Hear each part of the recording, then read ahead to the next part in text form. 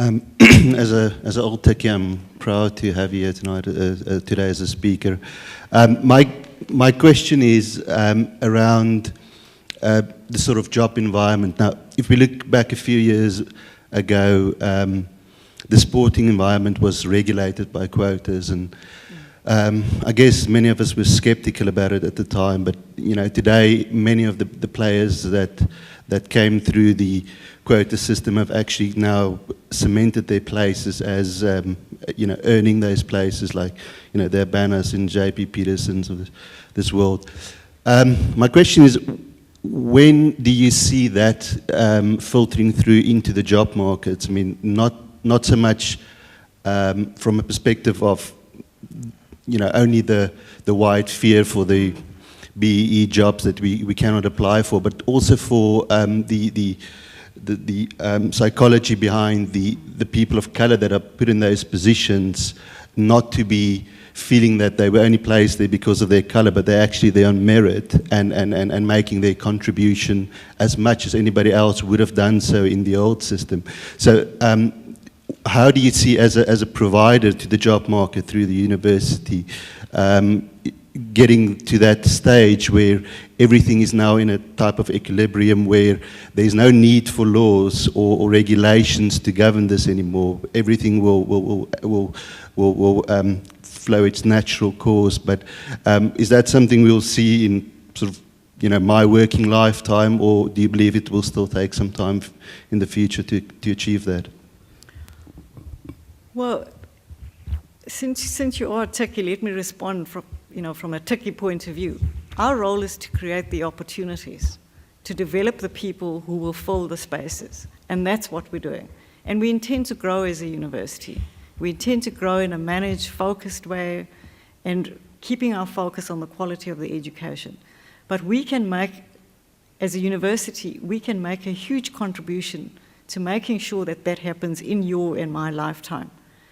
And we're doing it through our educational provision, but also very importantly through our sports provision. I trust you played some sport as a techie. You know about we have 7 rugby fields, 7 soccer fields, but we're running sports academies for children in school. No matter which day of the week it is, you will see up to 300 children on that sports campus of ours. And what we're doing is making a contribution to the development of sport in the country. We're paying for it, much of it, as a university. But we believe that's part of good corporate citizenship, if I may call it that. Creating the opportunities, developing the talent, so we'll reach the point that we all desire to reach within our lifetime. So that's really important. It's also important that in our educational programs, we make sure we're selecting students from across the range, economic class, rural, urban, and expanding in order to create opportunities for as many talented people as we can. Because by developing more, there'll be more available in order to fill those spaces. As with most things in life, sport is competitive. You've got to prove yourself, otherwise you don't win matches. It's as simple as that. And the development for me is fundamental, and that's where the universities and the entire education system have a particular role to play. It's not our core mandate to develop school children, but we believe we have a responsibility to do so given the facilities we have, and that's why we're doing it. We run something called the Junior Tikkie program, and it starts from grade 10 upwards. We're now looking, starting much younger than that, bringing learners onto the campus, running sports academies in all the major codes of sport in order to develop the next generation of talented people for the country. As I said, so we can reach that point in our lifetime. Hi, sorry, Sheriff, if I may just comment as a homecomer on behalf of the Homecoming Revolution on a couple of points. The first is that personally what I've been witnessing is not necessarily the difference between black and white. As we go forward, we see it's very much the difference between the haves and the have-nots, quite clearly.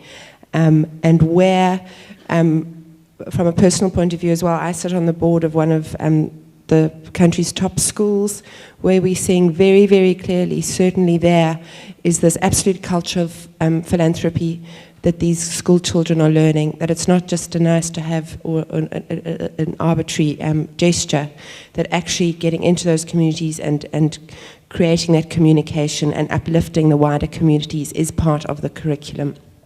And the third comment I'd like to make, in terms of social cohesion, when the first guy asked the question, what as South Africans should we be doing? And Cheryl said it's about your own sense of responsibility. What I'd like to say about that is that as a homecomer, you are all in a very, very clearly advantageous position because you have lived abroad. And you often find, just as when I was in Cape Town a couple of weeks ago and I saw that foreigners themselves were doing more of the exploring and more of the communicating and more of going into other zones to see what it was about. And you often find that when you've stayed at home and lived in the same country all the time, you don't quite know how to look past those barriers. But you, having lived abroad and having seen how other people live, are in an amazing position to go home, to break down more of those barriers, to do more of that communicating, and you yourselves be that example where you teach your other mates back home who aren't doing that. So all of you in this room here really have a special and almost a privileged responsibility to kind of be thought leaders in improving social cohesion. Thank you.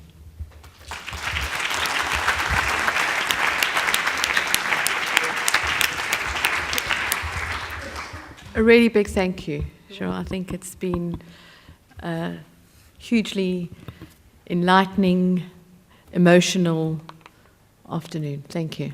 Thank you.